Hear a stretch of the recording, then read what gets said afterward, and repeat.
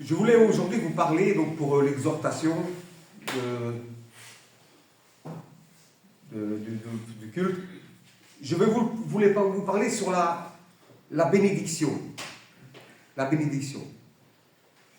On entend souvent cette phrase, ou bien nous-mêmes, quand nous prononçons à nos sœurs et frères, ou à notre prochain, que Dieu te bénisse. Que Dieu te bénisse. Tout à l'heure, quand on a parlé de votre mariage qui va se célébrer, je vous ai dit que Dieu vous bénisse. Voilà. C'est une phrase qui vient souvent comme ça, spontanément. Donc le mot bénédiction peut prendre plusieurs sens. La Bible contient plusieurs termes généralement traduits par bénédiction ou bénir. Le terme en hébreu le plus souvent traduit par bénir est barak. Barak, ça veut dire bénir. C'est pour ça que une fois j'ai pensé, je dis Barack Obama. Donc sa maman lui a sûrement mis Barak pour dire béni. Béni, cet enfant qui est venu. Comme alors quand on dit aussi bénédicte. C'est une forme de bénédiction, de bienvenue. Donc le mot bénédiction peut prendre plusieurs sens. La Bible contient, donc, comme j'ai dit, plusieurs termes généraux traduits par bénédiction ou bénir. Il y a plusieurs synonymes, comme par exemple, le mot bénir bénédiction peut dire une faveur, une protection, une miséricorde, une grâce, prospérité, louer, ou être. Tout ça, ce sont des synonymes du mot bénédiction.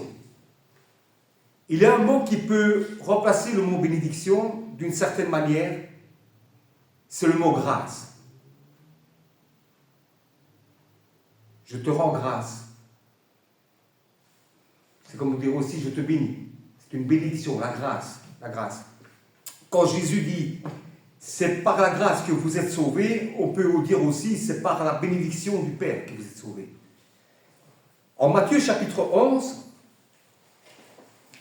il y a un passage où il dit, en ce temps-là, Jésus prit la parole et dit, donc ici on retrouve un synonyme du mot bénédiction, comme je vous ai dit tout à l'heure. Je te loue, Père, Seigneur du ciel, je te loue. Seigneur du ciel et de la terre, de ce que tu as caché ces choses aux sages, aux intelligents, de ce que tu les as révélées aux enfants. Oui, Père, je te loue de ce que tu l'as voulu ainsi. Ici, Jésus remercie Dieu le Père.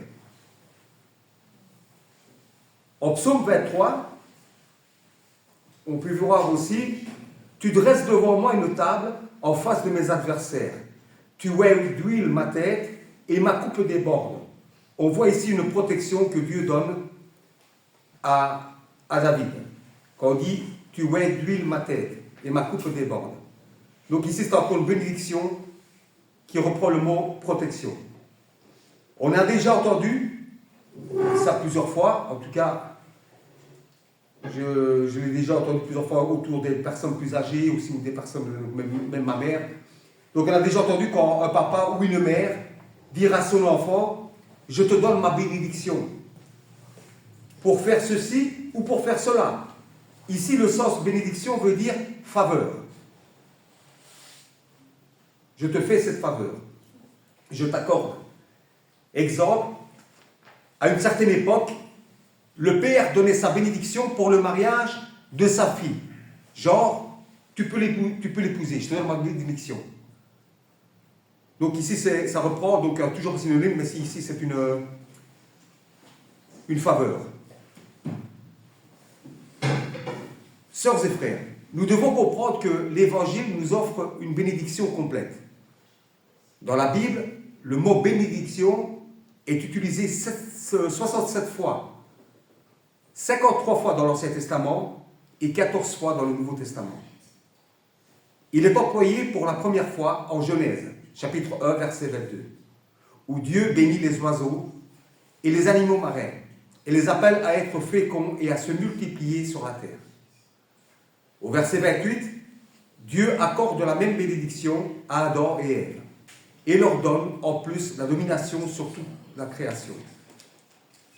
En Genèse, chapitre 12, de 1 à 3, Quand Dieu a appelé Abraham à aller dans la terre promise, il lui a promis de le bénir, de rendre son nom grand et de bénir toutes les familles de la terre à travers lui.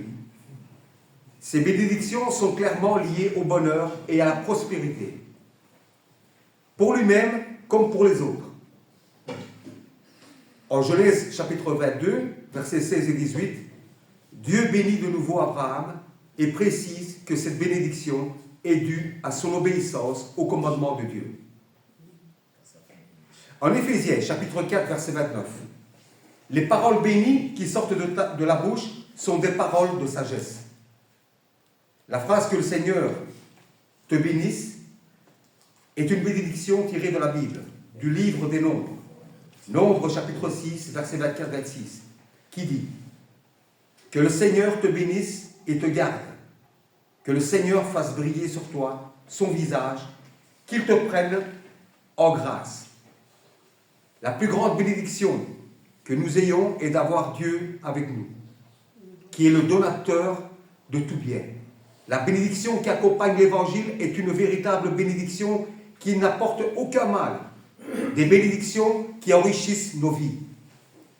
Ainsi, lorsque Proverbe chapitre 10, verset 20 dit « C'est la bénédiction de l'Éternel qui enrichit, il ne l'a fait suivre d'aucun chagrin. » Cela signifie que ce sont des bénédictions qui, d'une manière ou d'une autre, nous aident dans la croissance de nos vies. Ainsi, les patriarches, Abraham, Isaac, Jacob, bénissent leurs fils afin de leur transmettre la bénédiction qu'ils ont eux-mêmes reçue de Dieu. Je ferai de toi une grande nation, Genèse chapitre 12, de 2 à 3. Et je te bénirai, je rendrai ton nom grand, et tu seras une source de bénédiction. Je bénirai ceux qui te béniront, et je maudirai ceux qui te maudiront. Et toutes les familles de la terre seront bénies en toi. Nous-mêmes, quand nous parlons nous devons être prudents. Même si ce n'est pas toujours le cas, malheureusement, en Jacques chapitre 3, verset 10, il est dit « De la même bouche sortent la bénédiction et la malédiction. » Mes frères, il ne faut pas qu'il en soit ici. Il ne fait aucun doute que lorsque Dieu crée l'homme et révèle son dessein sur cette terre, son choix et son appel incluent sa bénédiction. Il n'est pas seulement important de rechercher et de recevoir la bénédiction de Dieu dans la vie. Il est également important de savoir comment nous la gérons. Dans la bénédiction du Christ, vous et moi sommes bénis, car Dieu a choisi de nous bénir de toutes les bénédictions. Non pas parce que nous sommes bons, non pas à cause de notre propre mérite, mais parce qu'il nous a aimés en lui avant la fondation du monde et qu'il nous a appelés une vocation sainte. La bénédiction de Dieu se manifeste par la prospérité, la santé, la grâce et l'abondance, comme dans Psaume 23, verset 1.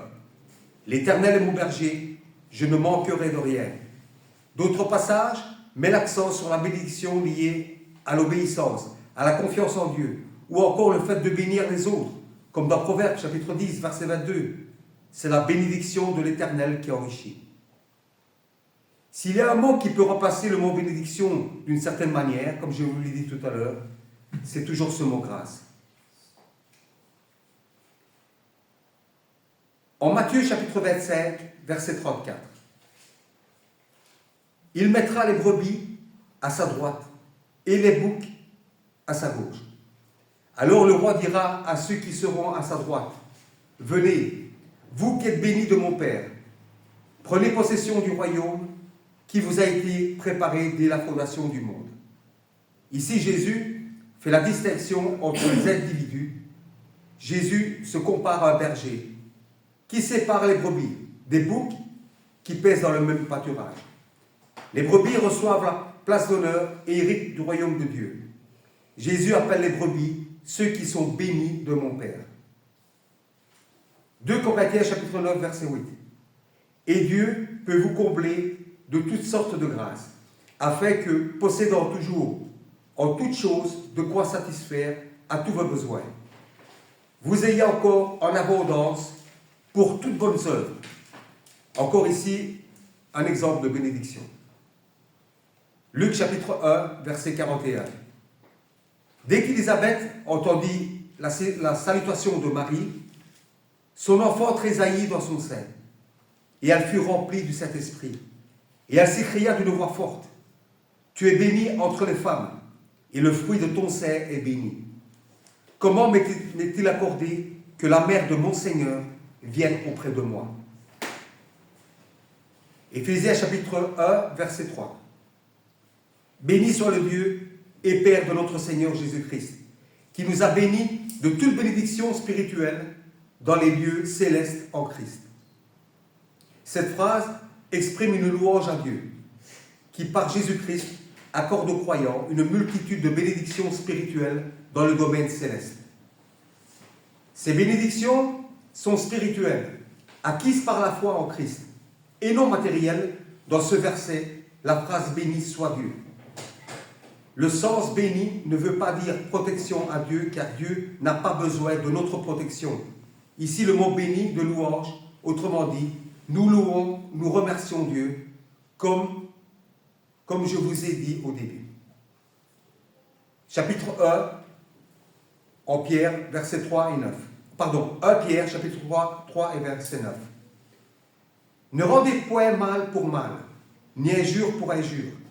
Bénissez au contraire, car c'est à cela que vous avez été appelés, afin d'hériter la bénédiction.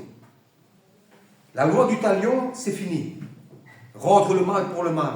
C'était avant. Ce n'est plus à nous de nous venger si nous voulons être sous la bénédiction de Dieu. Mais sa bénédiction nous suffit pour être protégés, en tout cas pour surmonter l'épreuve.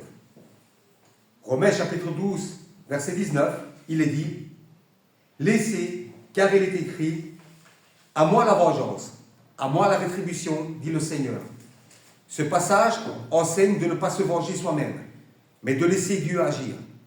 Car il est le juste juge qui prendra en charge la vengeance et la rétribution. Hébreux, chapitre 11, verset 20, c'est par la foi qu'Isaac bénit Jacob et Isaïe, en vue des choses à venir. Hébreux, chapitre 11, verset 6.